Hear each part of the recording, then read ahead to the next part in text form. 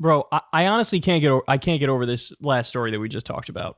We're going to move on in a second, but Trump commuting the sentence of a murderer who goes on to strangle his wife, and it all stems from nepotism because the Donald Trump Jr. shares a lawyer with the asshole.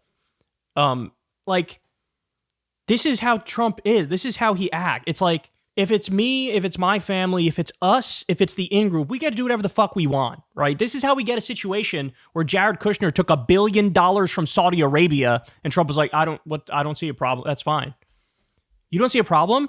Okay, well, imagine Chelsea Clinton took $1 billion from Saudi Arabia when Hillary was the Democratic nominee. Would you have a problem with it then? Would you be talking about it then? Imagine Hunter Biden took $1 billion from Saudi Arabia as Joe was president. Would you bring it up then? They bring up the, what was it, 300,000 or something like that he got from Burisma from Ukraine. Oh, 300,000.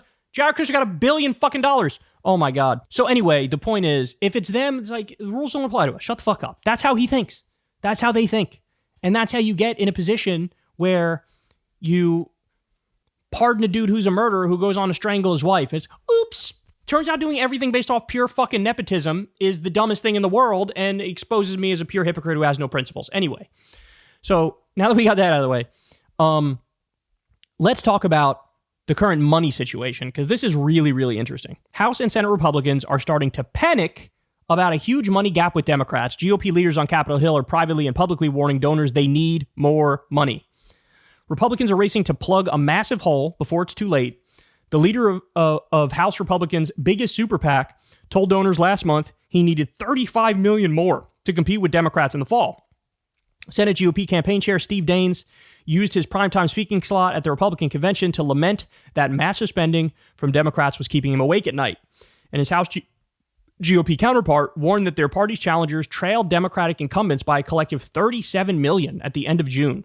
Republicans were already worried about a glaring financial gap even before Kamala Harris's rise. Now, with the election just 2 months away, they found themselves in an even more dire position. Democrats have seen a flood of enthusiasm in recent weeks. They're far outspending Republicans on air, and their donors are more energized than ever, with campaign finance data showing a surge in grassroots funding in late July after President Joe Biden dropped out. Panic is starting to set in. Quote, the only thing preventing us from having a great night in November is the massive financial disparity our party currently faces, says Jason Thielman, the executive director of the National Republican Senatorial Committee. We are on a trajectory to win the majority, but unless something changes drastically in the next 6 weeks, we will lose winnable seats.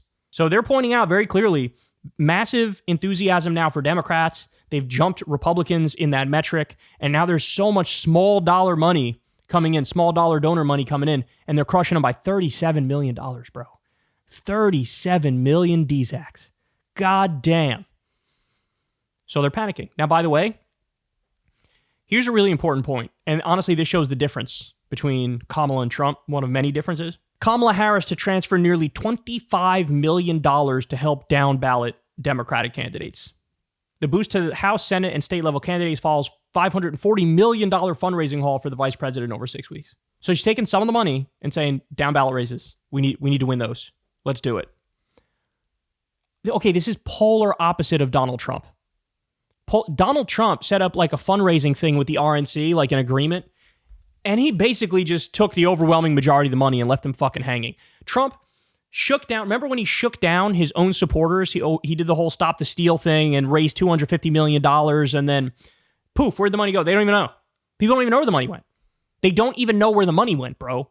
We're going to use this to fight and stop stealing. We're going to end up winning. And they didn't win. They fought it, but it didn't cost no fucking $250 million. And people, where's the money? We don't know. We don't know where the money is. So Trump is the polar opposite. He shakes down the RNC. He shakes down other Republicans. He leaves down ballot Republicans hanging. Kamala's like, hey, we had a big fundraising haul. Here's $25 million. We're going to help the down ballot races. Oh, boy. So look, this is actually a big deal. It's a big deal because the spending matters. Something like 95% of the time, the person that raises the most money ends up winning. For the presidential race, it's a little bit different. But when you talk about down ballot races, it really, really makes a difference. And again, in this instance, the flood of money is coming from small donors. Small donors. Okay, and then I got to show you this one more. This is kind of important. When you look at the spending disparity in the swing states, look at this. This is insanity. I've never seen such a spending disparity this large, this late in the presidential campaign. In Michigan, Democrats spending $55 million. Trump and Republicans spending $6.6 million. Wow. Michigan, Democrats are crushing Republicans. Arizona, 34 million for Democrats, 9 million for Republicans. Wow.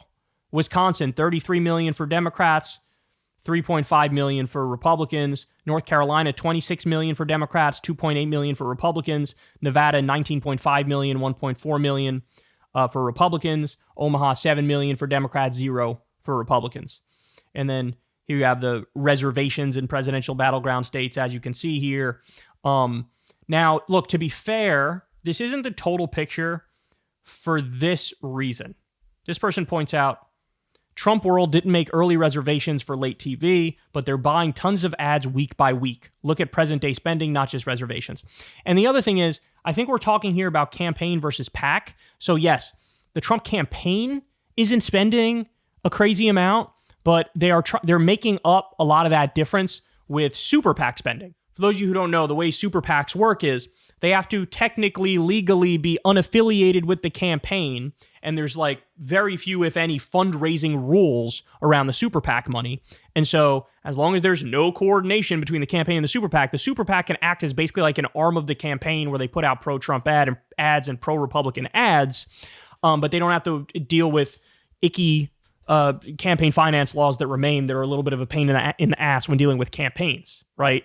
So they're making up a lot of the difference with super PAC spending. So it's not like the picture here is a little misleading in terms of it looks like Democrats are just, leagues and leagues and leagues above Republicans in the spending. But to the extent that it's real, it's also what we talked about before, which is the fundraising overall, Democrats are crushing Republicans. And they say down $37 million. And remember, these are separate conversations. One of them is Kamala versus Trump, the campaigns. The other one is Democrats versus Republicans at the House level.